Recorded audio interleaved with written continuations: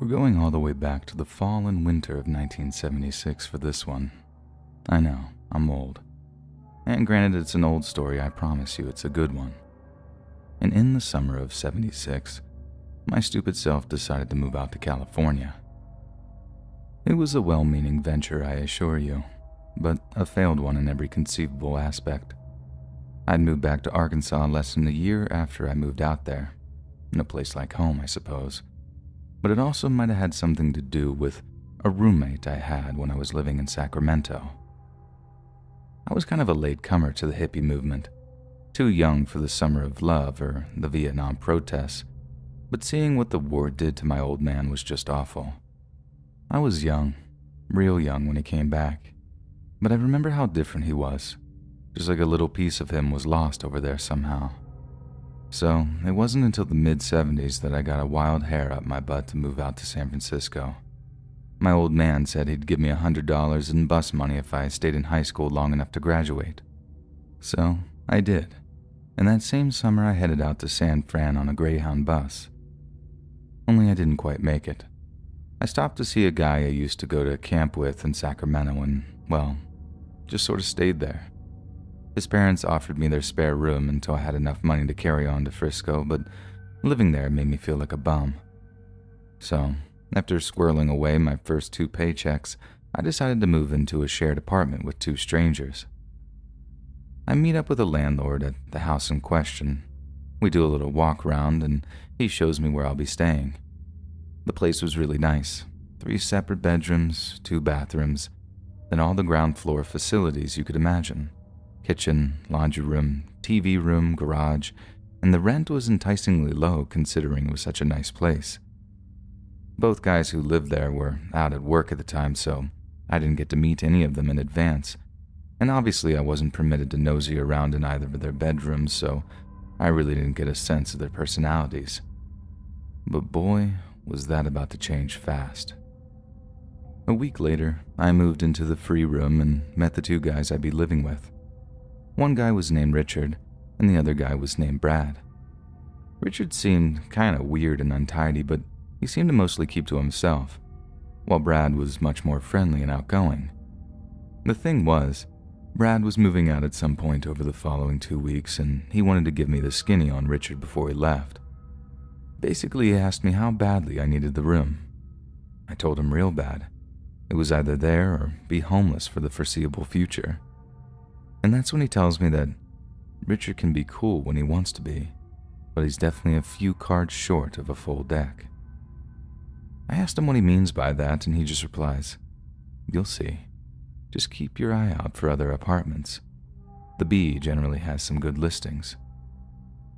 At first, I just figured I'd waded into some slightly bitter roommate rivalry or politics, and I wanted nothing to do with it. I wasn't about to take sides after having been there for a grand total of 5 minutes, so I decided to play it diplomatically. But Brad was right. Richard was really weird. And not even weird in a fun, hippie way. He wasn't just waving his freak flag high, man. He was the freak flag, all on his own. First time I noticed was when I walked into the kitchen and Richard was sat at the table, reading a newspaper while holding an orange on top of his head. I asked him what he was doing, and he replied something like, "Absorbing vitamin C." I laughed, thinking he was just being silly, but when I turned to look at him, deadpan. The guy was deadly serious. I start explaining that's not how nutrition works, and he responds by telling me not to lecture him on what goes on in his body, how it was his body and he knew best about it. Naturally, I'm just like, okay, dude, whatever you say, being as non-confrontational as possible, but the second I saw Brad, I conceded that he was right. Richard was crazy. Just how crazy, I had no idea, but I was sure about to find out. Richard's behavior remained curiously strange until the time that Brad moved out.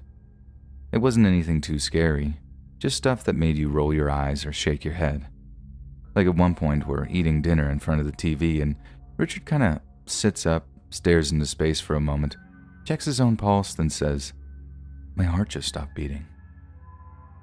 Brad seemed to have learned his lesson how to deal with such insane behavior because he falsely expresses some mild concern before suggesting Richard go take a nap, which he then does. Like some hypochondriac child, he finished his dinner, then goes to take a nap to alleviate his, what, his dead heart? I have no idea. Like I said, it wasn't scary, just kind of annoying. All the scary stuff came after Brad moved out. In fact, I think Brad was the only thing keeping a lid on Richard's behavior, because the same day Brad leaves is the same day Richard took a turn for the worse. So, like I've mentioned, I was working part-time in Sacramento, working 5-hour shifts, 4 days a week over at a nearby grocery store. One day I get back from my shift and Richard is standing over the bathroom sink, looking into a piece of broken mirror he'd propped up against the counter, and he's shaving all his hair off with a straight razor. "New haircut, buddy?" I remember asking him. "No, it's my skull. I think it's fractured." "Well, better get down to the hospital, Dickie boy. I hear those can be quite serious." I'd pretty much adopted Brad's approach wholesale by that point, kindly acknowledge and then disengage. But Richard responds by telling me that not only is his skull fractured, but that he can feel the plates moving around under his skin. Now, I'm no doctor, but I was 99% sure that that was impossible. And when I took a look at his request, there was no bruising, no blood, nothing. He's just having another one of his hypochondriac health scares. One time we're having dinner and Richard dropped me a compliment on my sausage gravy. It was like a double compliment, since it was my mom's secret recipe too. Turns out Brad was right. Richard could be nice when he wanted to be. But then he somehow managed to ruin the moment by saying something like, "Yeah, you're a real good cook. Much better than my mom. She used to try and poison me." Again, like the thing with the orange, I thought he was cracking a joke, so I laughed. But just like the thing with the orange, he simply stares at me, totally straight-faced, and I realized that it wasn't a joke. Only this time he's actually kind of offended that I didn't take him seriously, and that's the first time I saw Richard's mean side come out. He just stared at me, holding his knife and fork so hard his fists were shaking, and for a moment, I was actually scared he was just going to lunge at me from across the table. Instead, he picks up his plate, clears it, then marches off up to his room. A few hours later, he apologized for being so rude. I forgave him, and thus the cycle began anew. He'd act perfectly normal, then some weird outbursts would have me reconsidering Brad's suggestion on keeping an eye out for a new apartment. But until I could get more hours at the Safeway, that just wasn't an option for me. If you remember, I moved into the apartment during the fall, and Richard's behavior had been, at worst, amusingly bizarre for the majority of my stay. But the closer and closer we got to Christmas, the more he seemed to be slipping further and further into some downward spiral, and it had turned out to be one he'd never fully recover from. And it was definitely one that was made entirely worse by our use of recreational drugs. Like I said, late-blooming hippie here, so when Richard suggested we get our hands on some pot and LSD, I just thought, groovy, you know? I didn't stop to consider that might be a terrible idea given his psychological issues. I actually kind of thought drugs might help him, but good lord did that turn out to be total naivety.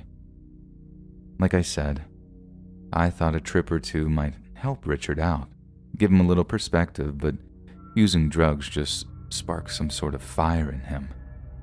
He didn't just use them recreationally like me and my buddies had back in Little Rock. He used them habitually. He tripped every night for a week, until I literally had to hide the little eyedropper of acid I'd bought for us. And when he finally came out of it, he was all kinds of messed up. The day after he sobered up, I heard him coming down for breakfast, and when he walks into the kitchen area, and I look up, I see he's as naked as the day he was born. Obviously, I'm like screaming, "Richard, put on some clothes for Christ's sake." He just responds with, "Why?" Grabs some cereal, pours himself a bowl, then just sits down to eat. I was just getting progressively insanely more uncomfortable, and I couldn't bring myself to eat in front of a naked man like that, so I just got up and walked out. Huge mistake. Because I didn't properly address the whole nudity thing, he took that as him having a free pass. So, with an infuriatingly ever-increasing frequency, I'd have my roommates stumbling around the house, totally nude, while taking pulls on a bottle of Jack Daniels. Now, most people I've told this story to, they have said that they'd have been gone the moment the nudity thing started. But what can I say? It was the 70s. I was something of a freak myself, and if I couldn't handle one little weirdo in Sacramento, how was I going to stomach rubbing shoulders with hardcore Frisco hippies once I made it out there? Nope. Instead, the final straw was coming home to find him making cocktails. So like I said, I walk into the house one day and I hear the blender in the kitchen whirring. I wait for the break in the whirring to call out to him as I walk into the TV room. He had to walk that way to get to the kitchen, asking him what he's making. He just replies, "Cocktails," in this dull, flat tone that let me know that he was wasted. But when I enter the kitchen, I get this strong odor of whiskey, along with something else. Following whatever he'd been doing, Richard had evidently made this very out-of-character attempt to clean up after himself. But he hadn't been completely thorough, as on the plain white countertop, I could still make out what looked like streaks of some thick red liquid. I walk over, run my finger over a patch of it, rubbing it together between my fingers before feeling that it has a distinctly sticky texture to it. "Richard," I said, "is this blood?" "No," he replied. Suddenly I get this sudden urge to lift up the lid of the trash can, but at the same time, I'm also filled with dread. Whatever, or whoever that blood belonged to, there'd surely be remnants of it in the trash. In fact, upon seeing a small, bloody fingerprint on the trash can's lid, I'm sure that's where I'd find the remains. Then, of course, I opened the trash to see a bloody paper bag with what was clearly a stripy raccoon tail sticking out of it. During the mother of all arguments that followed, when I asked him what in God's name he was doing, he tried to palm me off with an excuse I've never, ever forgotten. He briefly stops the blender from whirring and says, "It's going to stop my heart from shrinking," then carries on grinding up this reddy brown mess of soda, ice, and what I could only assume was raccoon meat. This crazy monster thought he had some rare medical condition where his heart was basically wasting away, and the cure was to blend the organ meats of trapped animals with Jack Daniels and Coca-Cola, of all things. Like I said, that was the final straw, and by that time, another guy was living there with us too. We discussed giving Richard a kind of ultimatum, either shape up or ship out. But considering he'd reached the butchering animals and eating them raw stage of his madness, we agreed the best thing was for us to just get out of there. I called my old camp buddy that night and begged my way back into his parents' spare room. I carried on working at the Safeway for a time, got some more hours, and since I wasn't paying rent in my buddy's parents' place, getting some bus money and a security deposit was much easier. I didn't hear no more of Richard, and when I finally left San Francisco in January of '77, I never looked back. Cut to just over 2 years later, I think about March of 1979, I'm living back with my parents in Little Rock, and I've cleaned up my act, and I'm working at another grocery store with my mind set on applying to colleges. Sometimes I used to get up real early and head down to the grocery store at around 6:30 a.m. to help the owner prep for opening hours, and a real small part of that was unpacking and arranging newspapers near the smaller front counter. I used to kind of take my time with this particular job on occasion, sipping my coffee, flicking through the sports section, all away from the prying eyes of the owner who was counting cash or whatever in his office. One morning, I catch a headline in, I think was the National Enquirer, saying something like, "Cannibal Killer's Trial Date Set." Obviously, that's not the sort of headline you read every day, so I start reading the article to get more details. And guess whose name I see, just a few lines down? Yup, my insane, crazy old roommate, Richard Chase. There's even a little picture of him in the margin, and clear as day, it's him. Same guy I lived with for the better part of 5 months. This is all from memory, so you'd have to ask Google for all the details, but here's what I remember.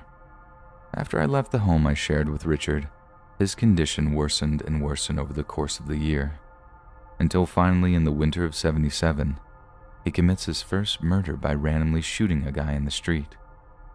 A few weeks later, he tries a home invasion, only the family isn't home, so he can't hurt anyone. So he decides to wait.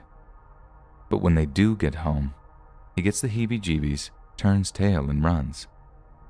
The family then arrives home to find that Richard had broken into their baby's nursery before going to the bathroom on the kid's clothes. He was absolutely sick in the head. A short time later, he tries another home invasion, and this time, he kills a pregnant woman. But here's the really messed up part. Before sleeping with her corpse, I read he put dog feces in the poor girl's mouth too. It makes you wonder what goes through a man's head to do something as absolutely insane as that.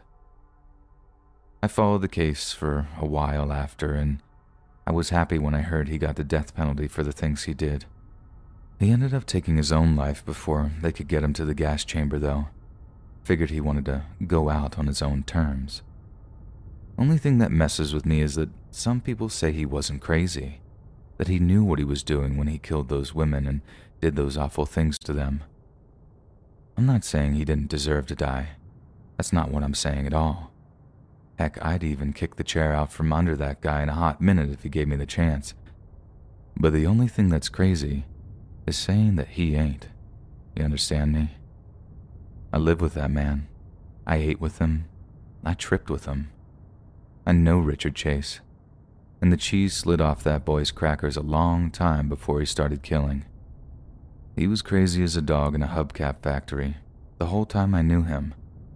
And although what he did was a tragedy, I wasn't entirely surprised by it. I feel lucky to have gotten out when I did. Hang around for another year and it might have been me getting shot dead at the side of the road. But the thing that really sticks with me isn't the survivor guilt, or whatever people want to call it. It's wondering how evil like that even comes into this world.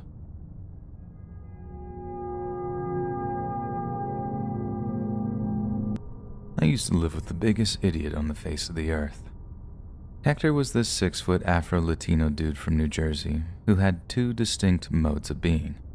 Either he was a tornado of anger, or he was manically laughing at something. Rarely was there any in between. When you caught him in his laughing mood, he was tolerable at best, but catch him in one of his angry moods and he was totally unbearable.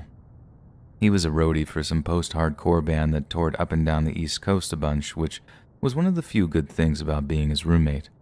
The fact that he spent weeks away at a time from the apartment but still paid rent. But whenever he was home, well, here's an example. It's July in East Harlem. I have the windows open. Latin brass band music is flowing through the afternoon air from some other open window, and I'm sipping Southern Peach lemonade like life is good. Out of nowhere, Hector bursts into the apartment, covered in brick dust like, "I need bricks, bro. You got bricks?"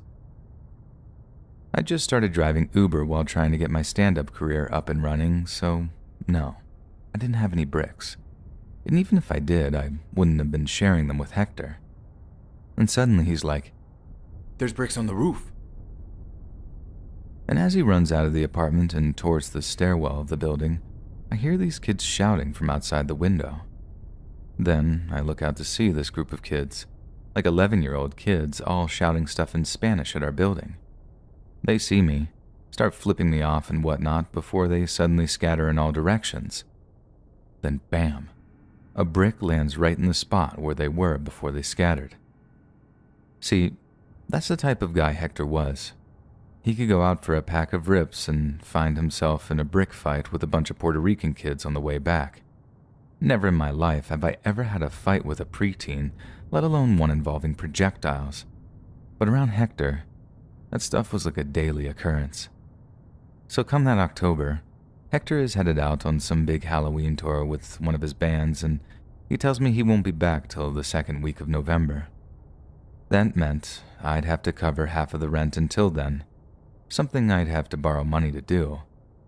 This causes a big fight, and for the first time since I moved in, I thought Hector might actually hit me. And being the kind of guy that he was, I knew for a fact that if it came to violence, he wouldn't just stop at one punch.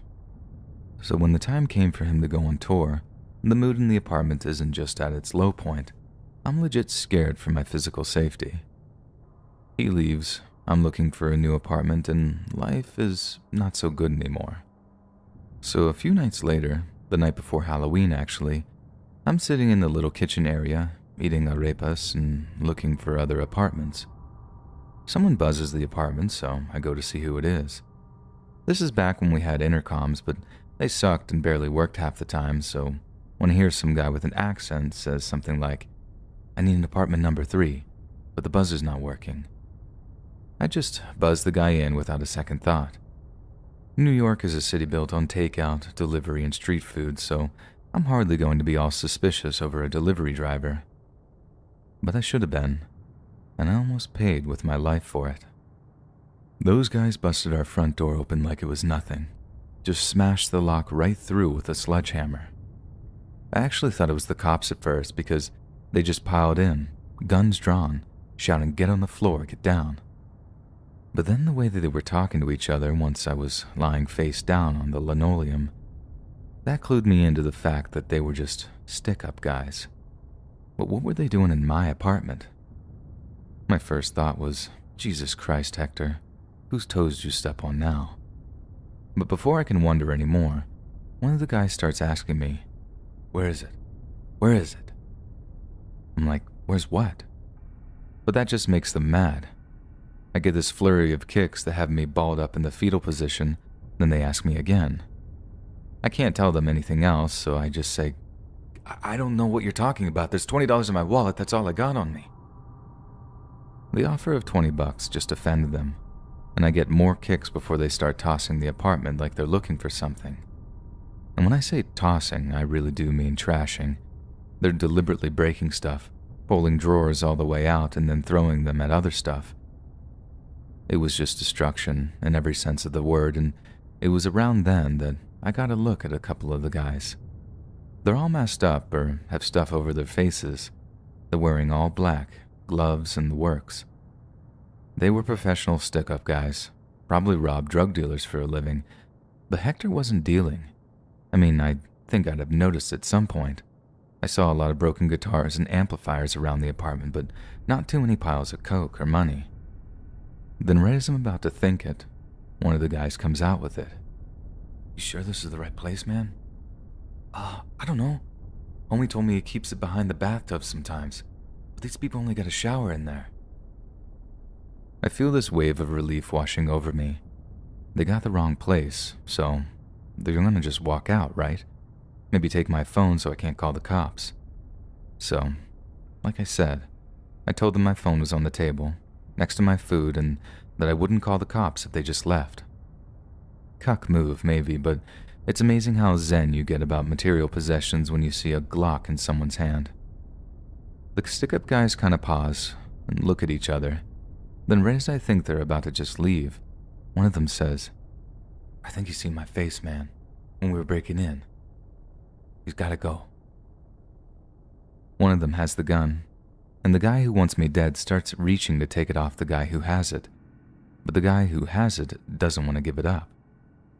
That was my cue to soil myself and start begging for my life.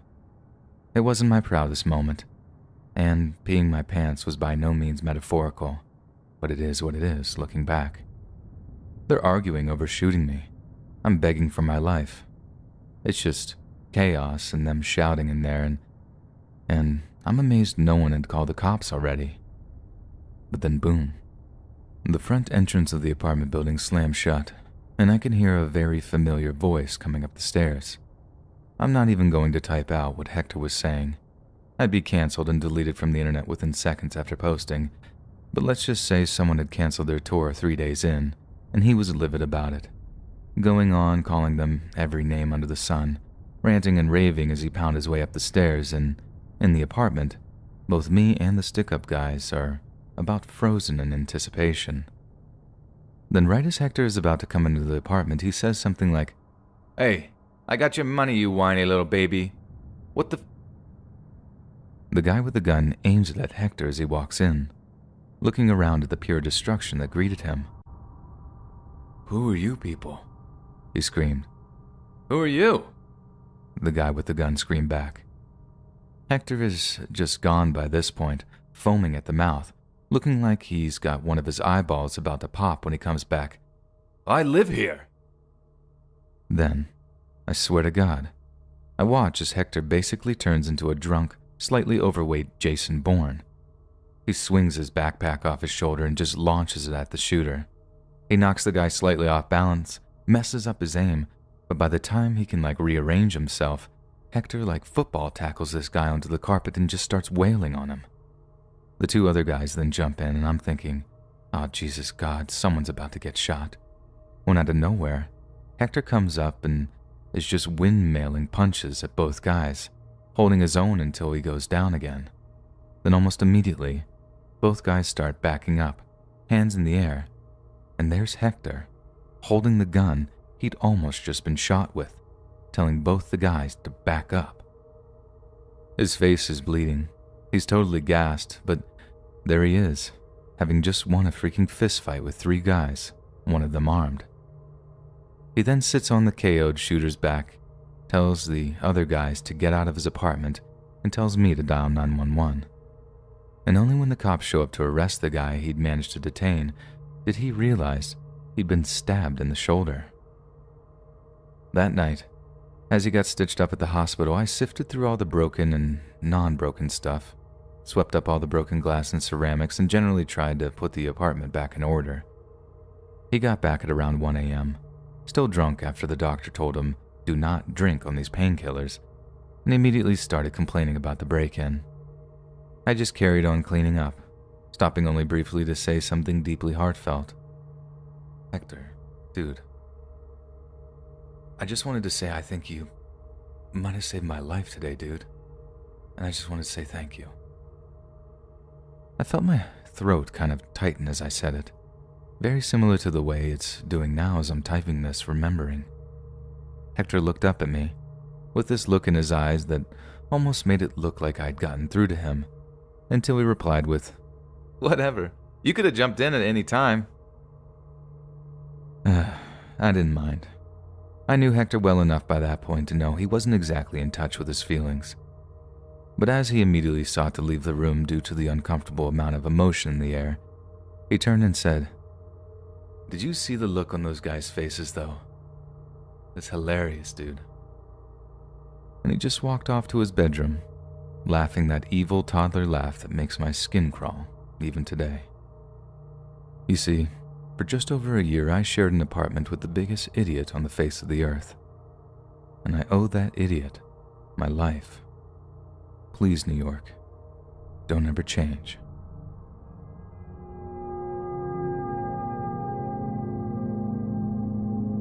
After I had moved to London, the first flatmate I had legitimately tried to kill me. I think he was only keen for me to move in so I could cover all the rent he was missing, and after a while, petty arguments about cleanliness and money management turned rather vicious, and I was forced to find a new place to live. Once I found a place, I had to wait 2 weeks to move in, and although this definitely wasn't the right move, I thought I'd have to leave it until the last minute to tell my stupid flatmate because screw you, that's why. And instead of waiting until the day before, I ended up dropping that little tidbit into an argument we had about a week before I was due to move out. He started playing the victim, telling me I was basically condemning him to being homeless, but if it wasn't for his silver spoon up the butt attitude to work, I might have had a bit more sympathy for him. We both smoked and did so in the flat, so the morning after our argument I wake, roll over, and grab my smokes to light one up in bed before facing the day. Not my proudest habit. I hold my hands up, but smoking in my room was better than facing him in the morning. I pop a ciggy between my lips, grab my lighter, but the bloody flint on the disposable piece of crap is bust. I try time and time again, but nope, it's buggered. So I roll out of bed, walk down the hall towards the kitchen, still trying hopelessly to get a light. Then suddenly, as I stroll into the kitchen, the absolute reek of gas hits me, and just under the humming of traffic outside, I can hear gas leaking out of the stovetop. That freaking psychopath had turned on all the gas in the kitchen, knowing I'd have sparked up first thing, blowing the whole flat sky high. I rushed to turn them off, opened all the windows in the flat, ran downstairs and called the fire brigade. My flatmate was interviewed under caution, but because they couldn't prove a bloody thing, the police had to let him walk. The landlord was much more understanding though, and we basically made an agreement to cut him out of the lease while we arranged for locks to be changed. Apparently, he'd been looking to get rid of him for quite a while before the incident, so I ended up staying put. The only worry was the ex-flatmate, but since he was under suspicion over what he must have called an accident, I think he was too scared to follow up on it and try for any serious revenge. Still, messed with my head for quite a while after, thinking someone would be that vindictive over me just wanting to move out. Do your research on who you're going to be living with, people. It might just save your life.